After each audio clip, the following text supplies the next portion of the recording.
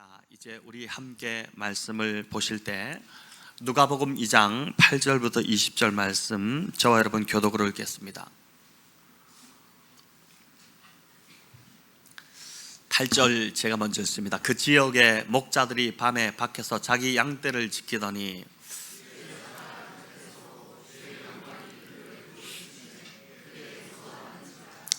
천사가 이르되 무서워하지 말라. 보라, 내가 온 백성에게 미칠 큰 기쁨의 좋은 소식을 너희에게 전하노라.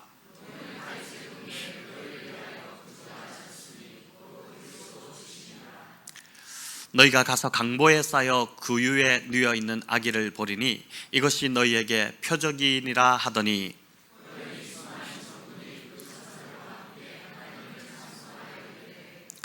지극히 높은 곳에서는 하나님께 영광이요 땅에서는 하나님이 기뻐하신 사람들 중에 평화로다 하니라.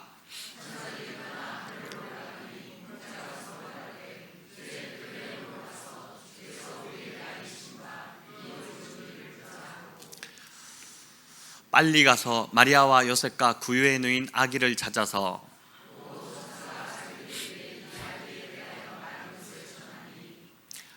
듣는 자가 다 목자들이 그들에게 말한 것들을 놀랍게 여기되.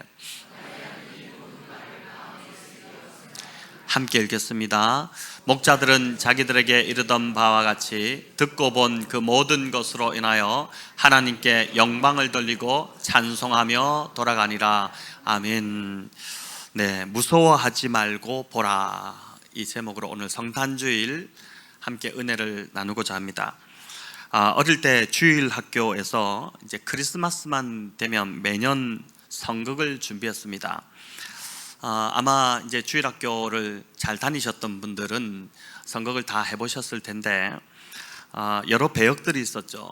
마리아도 있었고, 또 요셉도 있었고, 또 동방박사도 있었고, 천사들도 있었는데, 이제 빠지지 않는 배역이 목사였습니다. 성극을 해보셨다면 한 번쯤은 이제 목자 역할을 맡아보셨을 텐데, 저도 중학교 1학년 때 이제 목자 역할을 했던 사진이 지금도 집에 이제 앨범에 끼워져 있습니다. 중1 때였는데, 그때 저는 이제 교복을 입던 세대다 보니까 머리가 이제 까까머리였습니다. 그러다 보니까 보자기를 이제 머리에 이렇게 두르고 목자처럼 분장을 하고 지팡이를 들고 이제 그렇게 사진을 찍은 사진이 있습니다. 당시 연극에 여러 배역들이 있었지만 이제 목자 역할이 제일 쉬웠습니다. 그나마 목자 일은 몇 마디 대사가 있었지만 목자 이부터는 그냥 지팡이를 들고 서 있기만 하면 되었습니다. 저도 그때 목자 일이 아닌 목자 인가 3이었는데, 그래서 성극 내내 대사 한마디 없이 그냥 서 있었던 기억이 있습니다. 연극에서 꼭 필요한 역할이지만 존재감이 없는 그 배역이 목자였습니다. 그런데 당시 이스라엘에 예수님 당시에 예수님이 탄생하실 당시 그때의 이스라엘의 현실판 목자는 성극 속의 목자보다 훨씬 더 존재감이 없는 자들이었습니다. 목자들은 당시 사회에서 배척받고 천대받던 가장 낮은 계층에 속한 천민들이었습니다. 오늘 본문 8절에 보면 그 지역에라고 시작을 하는데, 그 지역은 목자들의 들판을 이제 말합니다. 목자들의 들판이라고 불리던 장소가 있었는데, 베들레헴에서 한 2-3km 정도 떨어진 곳에 있는 그 목초지였습니다. 양들이 워낙 냄새가 나다 보니 도심에 있지 못하고 외곽으로 내몰린 것입니다.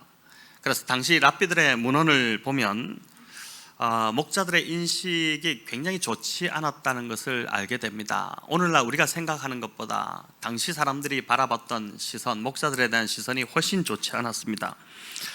목자들은 초장이 부족해지면 무턱대고 허락도 없이 자신들이 치던 그 양들을 데리고 남의 땅에 들어가서 이제 양들에게 양들이 꼴을 먹도록 그렇게 하기도 했고, 또 양에서 나온 그 소산물들을 주인 몰래 착복하기도 했습니다.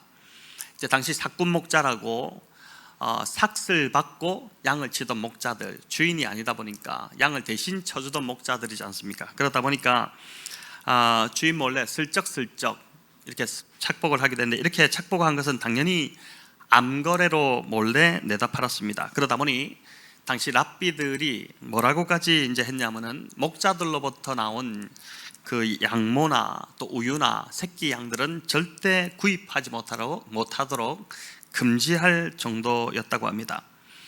아주 파렴치한 사람들, 또 냄새나는 사람들, 또 도벽이 심한 사람들이 바로 당시 목자들의 주된 이미지였습니다. 자, 이는 성경에 나오는 목자와 그 목자의 이미지와는 너무 다른 이미지이지 않습니까? 시편 23편에는 여호와 하나님을 나의 목자다 이렇게 다윗이 비유합니다. 또 신약도 예수님을 목자로 비유하고 있고 교회의 지도자들을 목자로 비유하기도 했습니다. 우리 교회도 새해 이제 새롭게 섬길 목자들을 세웠는데, 목자를 세운 기준이 파렴치하고 냄새나고 또 도벽이 심하고 이런 사람들을 세운 것이 아니라 섬기는 종의 모습을 가진 자들, 또 기도하는 목자들을 우리가 세웠지 않습니까? 우리가 생각하는 목자와 예수님이 태어나실 당시의 목자상이 많이 달랐다는 것을 알게 됩니다. 자, 그런데 놀라운 것은 아기 예수님이 태어나신 성탄의 그 첫 성탄의 소식이 바로 이 전대받던 목자들에게 가장 먼저 알려졌다는 것입니다. 이는 목자들이 복음이 가장 필요한 자들이었다는 의미이기도 합니다. 당시 가장 마음이 가난한 자들, 그들이 바로 목자였다는 것이죠. 인류를 구원할 아기 예수님이 오셨다는 소식이 지체 높은 자들이 살고 있던 그 왕궁에 가장 먼저 전해졌어야 할 것 같은데 그렇지 않았습니다. 왕궁에 살고 있던 잘 나가는 사람들, 그들은 풍족했고 마음이 높아져 있었기 때문에 오히려 왕이 나셨다는 소식을 듣고 경계하고 배척했습니다. 당시 왕으로 있던 헤롯은 왕이 났다는 이 소식을 듣고 자신의 왕위, 그 자리가 빼앗길까 두려워서 2살 이하의 남자아이들을 모조리 다 죽이도록 하는 그런 끔찍한 명령을 내리기도 했습니다. 가장 천대받고 가장 비참하고 가장 소망이 없던 자들, 그래서 마음이 가장 낮아지고 가난해져 있던 자들에게 성탄의 복된 소식이 가장 먼저 전해졌다는 것, 이게 참 큰 은혜가 아닐 수 없습니다. 이는 오늘날도 마찬가지입니다. 예수님이 가장 필요한 자들은 소망 없이 이 땅을 살아가는 자들입니다. 이번 주 한 상점에서 어떤 한 사장님과 이제 이야기를 나누는데 그분이 하시는 말씀이 내년에는 일주일 중에 하루는 좀 쉬어야 될 것 같다, 이런 이야기를 하셨습니다. 지금 열심히 사시고 또 이제 돈도 어느 정도 버시고 이렇게 하는데 그렇게 살고 있는데 마음이 허전하다는 것입니다. 그 이야기를 저한테 이제 하셨습니다. 제가 목사인 걸 아니까 마음이 허전해서 하루는 좀 쉬어봐야겠다, 이런 이야기를 하시는데 제가 그분께 뭐라 말씀드렸냐면은 힘든 건 아시겠지만 주일이 대목이지 않습니까? 힘든 건 알겠지만은 그 하루 쉬는 날을 주일로 한번 좀 만들어서 저희 교회 좀 나와보세요. 예배 좀 오세요. 예수님을 만나야 삶의 허전함, 삶의 그 정말 비어있는 것들이 채워지지, 예수님 만나지 않고는 이 땅에서 어떤 소망도 없습니다. 제발 그 쉬는 날 주일로 바꾸시고 한번 나와보시면 좋겠습니다. 이런 이제 권면을 드렸습니다. 예수님이 오셨다는 소식을 오늘날도 많은 사람들이 여전히 듣지 못한 채 살아가고 있습니다. 또 예수님이 왜 이 땅에 오셨는지 그 이유도 잘 모르는 사람들이 너무나도 많습니다. 그저 2000년 전에 살았던 4대 성인 중에 한 사람 정도로 알고 있습니다. 그런 자들에게 예수님이 당신 인생의 구원자로 오셨고 그 이름을 믿고 영접하기만 하면 하나님의 자녀가 되는 권세를 주신다는 그 사실을 전해야 하는 것입니다. 그분을 모셔들을 때 삶의 문제가 해결되고 풍성한 삶으로 변화된다는 것을 바로 먼저 예수님을 구주로 모신 저와 여러분이 전해야 한다는 것이죠. 놀라운 건 이 전대받던 목자들도 천사가 전하여 준 소식을 전했다는 사실입니다. 우리 16절부터 19절 같이 한번 읽어보겠습니다. 빨리 가서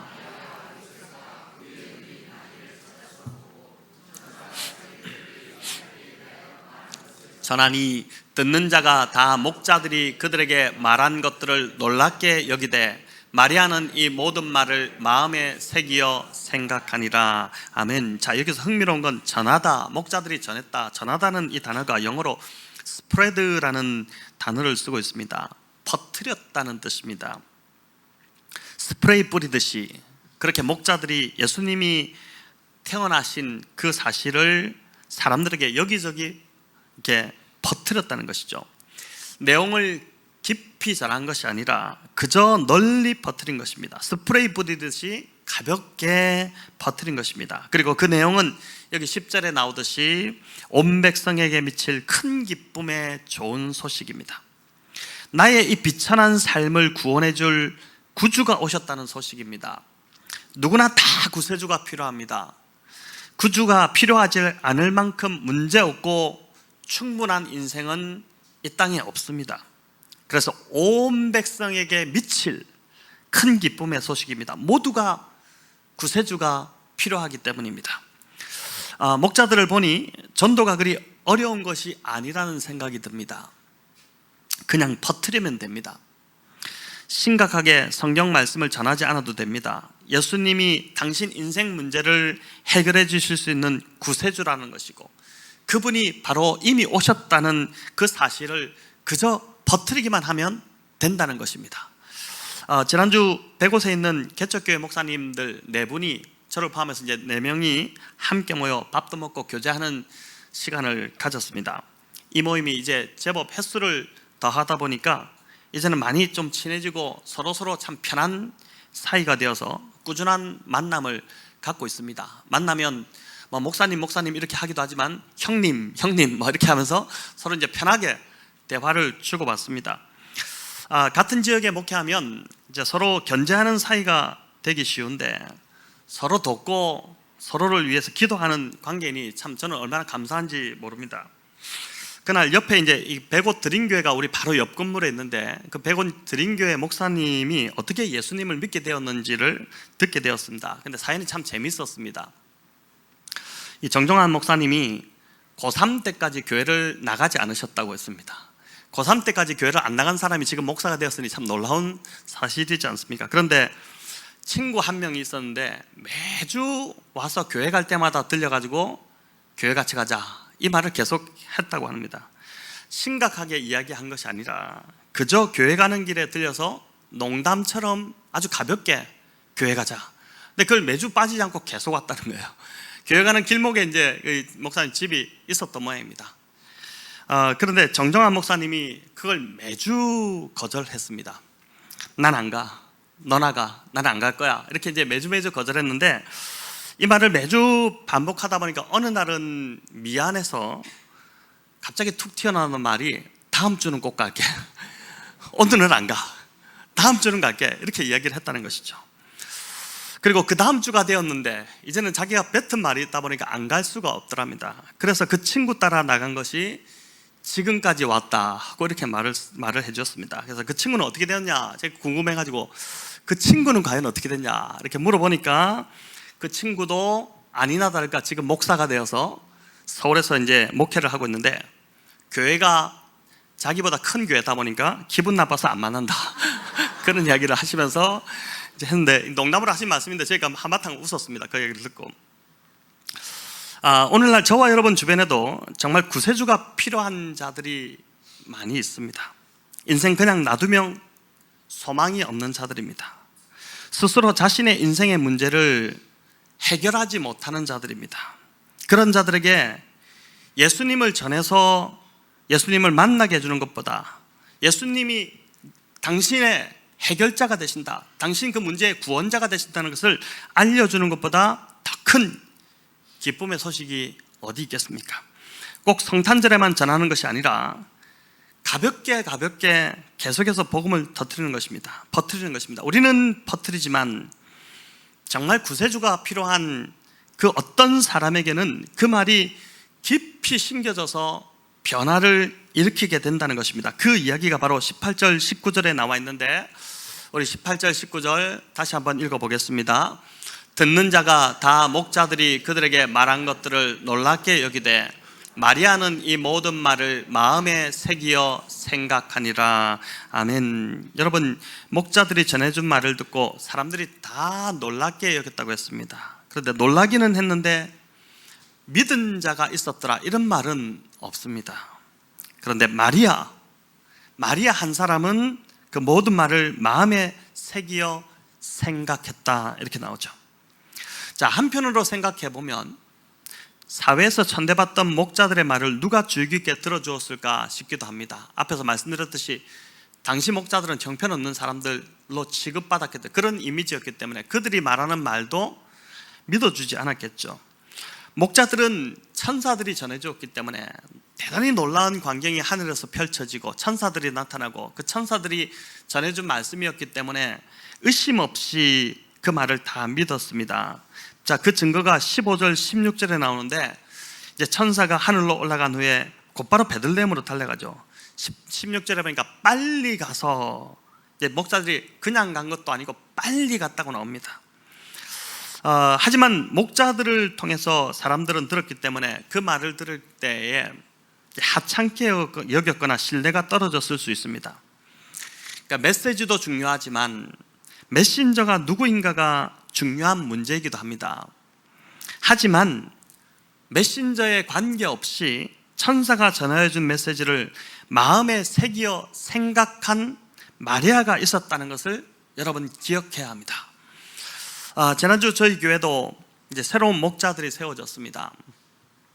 목자님들 중에는 이제 기존에 하시던 분들도 있지만 새롭게 세워져서 심히 떨리는 분들도 있습니다. 이제 저한테 기도해달라고 이제 좀 자신 없어 하시기도 하고 그렇게 하는데, 물론 다 연약하고 다 부족합니다. 어찌 보면 오늘 본문에 나오는 이 목자들처럼 참 부족하기 한이 없습니다. 여러분, 그렇다고 해서 매주 목장에서 나누게 될 메시지가 그 말씀이 부족한 것이 아님을 기억하시면 좋겠습니다. 목자의 부족함과 연약함 때문에 매주 목장에서 말씀을 나누는 것에 걸림돌이 되지 않기를 바랍니다. 문제는 내가 그 말씀을 어떻게 받아들이느냐 하는 것입니다. 마리아는 보니까 이 모든 말을 마음에 새기어 생각했다라고 하죠. 부분적으로 말씀을 취사 선택한 것이 아닙니다. 내가 듣기 좋은 말은 취하고 부담스러운 말은 귀를 막은 것이 아닙니다. 목자들이 전해준 그 모든 말을 하나님 말씀으로 마리아가 받아들이고 하나도 빠짐없이 그 모든 말을 다 마음에 새기어 생각했다고 합니다.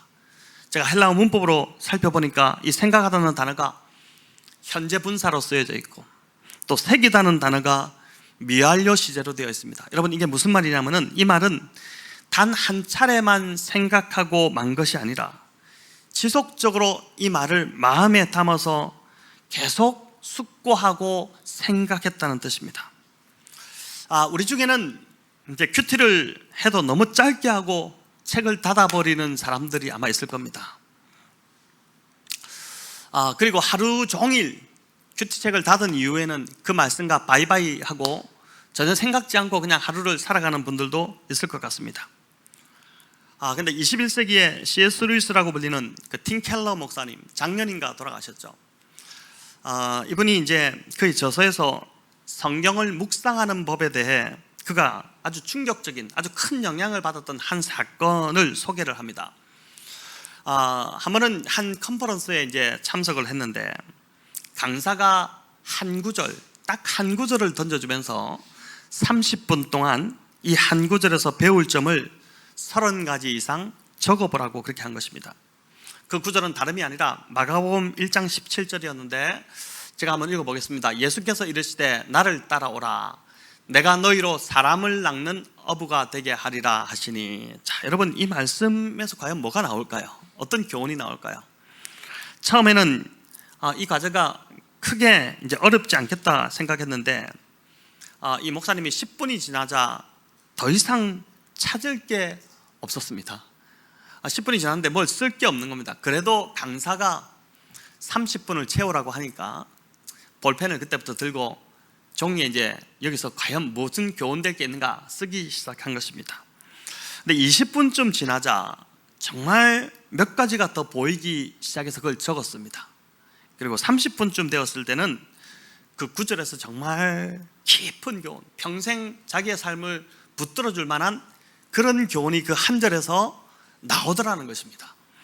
30분이 지나자 강사가 학생들을 모았고 학생들에게 질문을 던졌습니다. 정말 인생을 변화시킬 그런 깊은 깨달음을 5분 만에 찾아낸 사람이 있다면 손을 들어보세요. 이렇게 하니까 아무도 손 드는 사람이 없었습니다. 자, 그러면 10분 정도 지났을 때 그런 깨달음을 얻은 사람 손 들으니까 한두 사람이 손을 들더랍니다. 20분 지났을 때는 좀 더 많은 사람이 손을 들었고 30분이 다 됐을 때 이런 교훈을 찾아낸 사람이 있다면 손을 들어보라니까 참석한 사람의 대부분의 사람들이 그때 손을 들었다는 것입니다. 여러분, 이 경험 후에 이 팀 켈러 목사님이 자신의 묵상에 대한 방법이 완전히 좀 달라지기 시작했고, 그러면서 이제 오늘 본문을 해석하면서 이런 글을 남겼습니다. 우리 같이 한번 읽어보겠습니다. 마리아처럼 하나님의 말씀을 생각하고 마음에 새기는 일, 이 두 가지를 다 하지 않으면 메시지를 참으로 들을 수 없다. 한 귀로 흘려 들을 뿐 머리와 마음으로는 듣지 못한다. 메시지가 속으로 배어들지 않으니 당신에게 위로나 확신이나 변화를 가져다 줄 리도 없다. 자, 굉장히 공감되지 않습니까?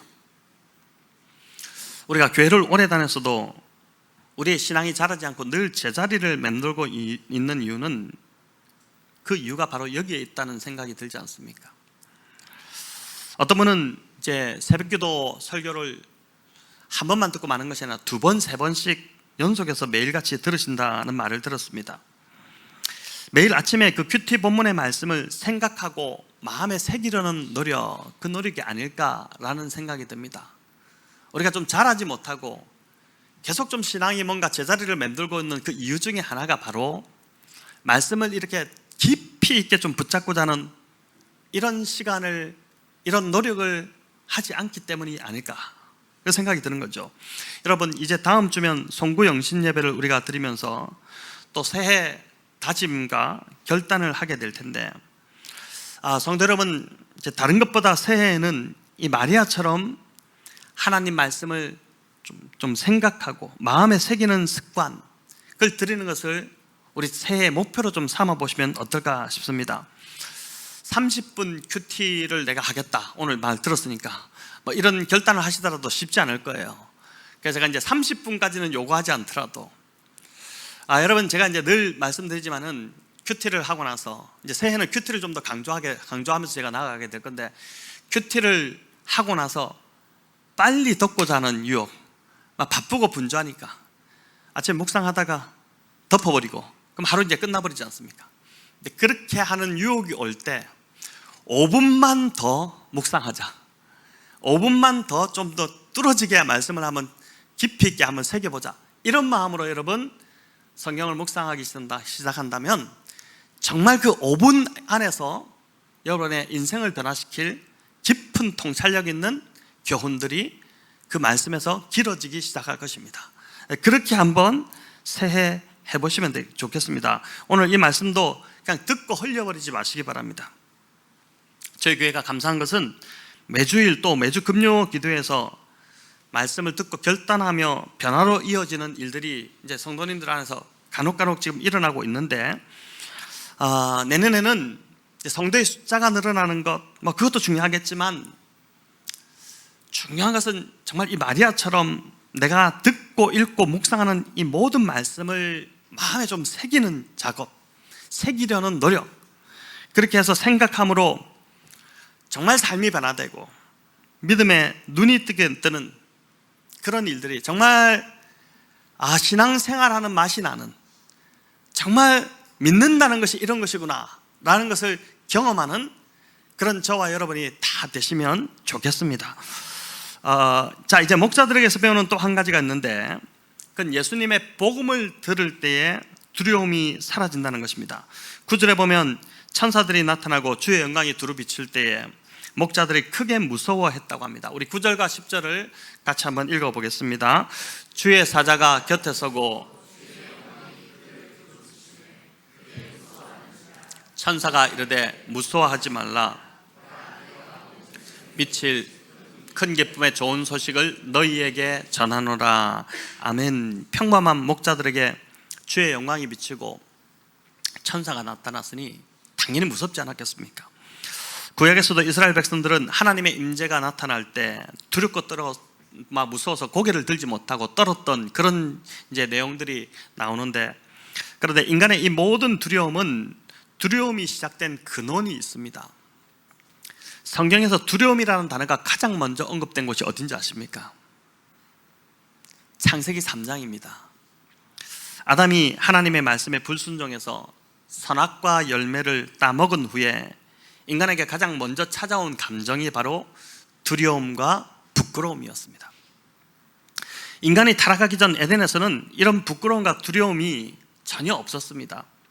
에덴의 뜻이 행복이고 기쁨인데, 여러분 듣기만 해도 얼마나 좋습니까? 말 그대로 에덴은 기쁨과 행복 동산이었습니다. 괴롭고 고통스러운 일이 없는 곳이 바로 에덴이었습니다. 하지만 죄가 들어오면서 두려움이 찾아왔고 수치가 찾아왔습니다. 그래서 천사들의 목자들에게 두려워하지 말라라고 합니다. 이제는 두려워할 필요가 없다는 것입니다. 왜 그럴까요? 인간의 죄 때문에 두려움이 왔는데 그 죄 문제를 해결할 온 백성에게 미칠 큰 기쁨의 좋은 소식이 전해졌기 때문에 그런 것입니다. 뱀이 인간에게 찾아와 죄짓게 만든 핵심적인 달콤한 거짓말이 있었는데, 그건 바로 선악과 열매를 먹으면 내 눈이 밝아져서 하나님처럼 된다는 말이었습니다. 아주 혹하는 말이었죠. 이 하나님처럼 된다는 이 말보다 더 달콤한 유혹이 어디 있겠습니까? 이후 인간은 타락한 아담의 그 DNA를 가지고 태어나기 때문에 끊임없이 하나님처럼 되려는 시도를 멈추지 않습니다. 인생의 주인이 하나님이신데도 그걸 전혀 잊어버리고 마치 자신이 인생의 주인인 것처럼 당연하게 자기 인생의 주인이 자기가 되어 마음대로 살아가는 것입니다. 내 인생을 내가 주관해야지만 행복해질 수 있다고 철석같이 믿는 것입니다. 하지만 처음 하나님이 인간을 만드실 때 가지셨던 계획은, 우리 인간들을 창조하실 때 하나님이 가지셨던 계획은 인간이 주인 되어 자발적으로 그렇게 살아가는 그런 삶이 아니라 하나님이 인생의 주인이 되어 그 삶을 인도하시는, 하나님을 내 인생의 주인으로 모시고 삶을 살아가는 그 방식이었습니다. 하나님과 막힘없는 관계 속에서 하나님을 의지하고 하나님의 말씀과 뜻에 순종해서 살아갈 때 인간은 두려움 없이 행복하게 살도록 지어진 것입니다. 타락한 인간은, 그래서 예수님을 만나지 못한 인간들은, 예수님을 구주로 영접하지 못한 사람들은 오늘도 여전히 여러 두려움으로 고통 가운데 살아갑니다. 미래에 대한 두려움, 아주 큰 두려움이죠. 또 관계에 대한 두려움, 노후에 대한 두려움, 또 벌 받을지 모른다는 두려움, 또 발각될지 모른다는 두려움, 또 버림받고 거절당할지 모른다는 그 두려움으로 이 수많은 두려움에 오늘도 떨고 있는 것입니다. 천사들이 목자들에게 전해준 소식은 예수님이 오심으로 이 모든 두려움이 완전히 해결되었다는 놀라운 소식이었습니다. 이것이 큰 기쁨의 소식이죠. 여러분, 이게 큰 기쁨의 좋은 소식이 아니면 세상에 어떤 소식이 좋은 소식이겠습니까? 저와 여러분의 모든 죄를 해결하시고 모든 두려움에서 건지실 구세주가 바로 이 땅에 오셨다는 소식입니다. 그래서 10절에서 보면 천사가 뭐라고 하냐면은 보라라고 합니다. 10절에 보니까 무서워 말라 보라 이렇게 이야기하죠. 보면은 두렵지 않게 된다는 것입니다. 여러분, 이 보라라는 단어가 헬라어로 이두라는 단어인데 영어로 보니까 behold라는 단어입니다. 주의를 환기시킬 때 쓰는 표현이지만 집중해서 보라는 것입니다.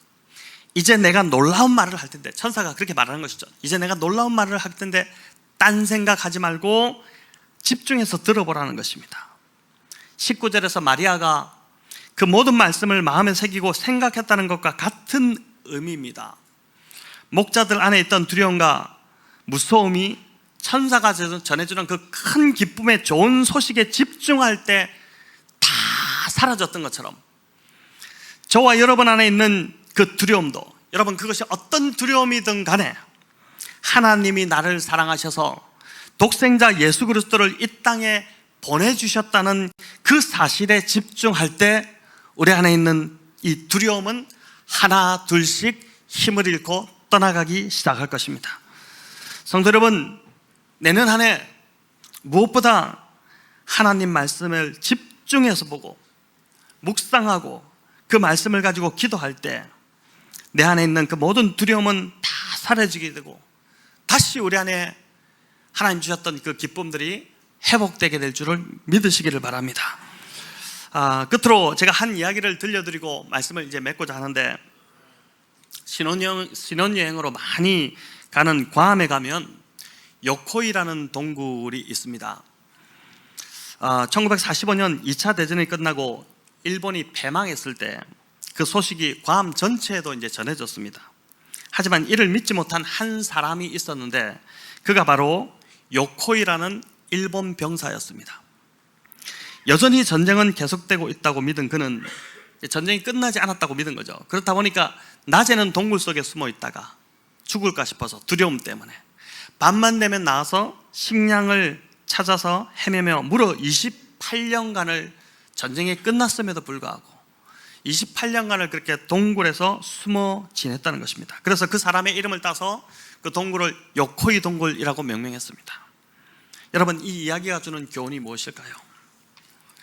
진리를 제대로 알지 못하고 믿지 못하면 결국 과거에 묶여 살 수밖에 없다는 것입니다.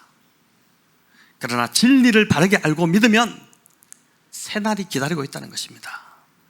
성도 여러분, 우리가 분명히 믿고 고백하는 진리는 2000년 전 예수님이 이 땅에 오셨다는 사실입니다. 그분이 오셔서 십자가를 지셨고 저와 여러분의 모든 죄를 다 짊어지시고 죽으심으로 우리의 모든 죄를 다 감당하셨다는 것입니다. 그리고 부활하셔서 저와 여러분에게 새 생명을 주셨다는 것이죠. 이를 바로 알고 믿는 자는 절대 과거에 매일 수 없습니다. 과거가 더 이상 그에게 두려움을 주지 못할 것입니다. 예수님의 그 십자가 앞에서 용서받지 못할 죄가 하나도 없기 때문입니다. 저와 여러분의 모든 죄가 다 용서받았고 새 사람이 되었음을 오늘 이 메시지를 붙들고 믿으시기를 바랍니다. 오늘 이 성탄의 복된 말씀 앞에서 성도 여러분, 더 이상 과거에 매이지 마시기 바랍니다. 우리에게 새날이 주어졌음을 굳게 믿으시고 믿음의 사람이 되어 새 인생을 살아가시기를 축원합니다. 임마누엘로 늘 함께 하시는 우리 주님이 정말 도우실 것입니다. 주님의 이름을 부르기만 하면 그분이 도와주실 것입니다. 더 이상 내 인생 내가 주인 되어 그렇게 힘들게 살아가지 마시고 예수님께 오늘 당장 지금 이 시간이라도 그 주인의 자리를 내어드리시기 바랍니다. 성탄의 주인으로 오신 예수님, 그분이 환영하며 여러분 안에 그 인생에, 여러분의 인생 가운데 주인으로 임하실 것입니다. 성탄의 주인으로 오신 이 예수님을 주인으로 모시고 오늘 이 말씀대로 여러분 다른 것 없습니다. 하나님의 말씀에 정말 능력이 있습니다. 이 말씀을 매일매일 묵상하시고 읽어내시고 이 말씀을 붙들고 정말 기도하실 때에 이 말씀이 밝은 빛이 되어 여러분 안에 있는 그 두려움 하나 둘씩 힘을 잃고 떠나가기 시작할 것입니다. 새해 정말 우리 모두 다른 어떤 것보다도 하나님 말씀 붙들고 이 하나님 말씀으로 새해를 다시 한 번 더 새롭게 시작하시는 저와 여러분 다 되시기를 우리 주님의 이름으로 축원합니다.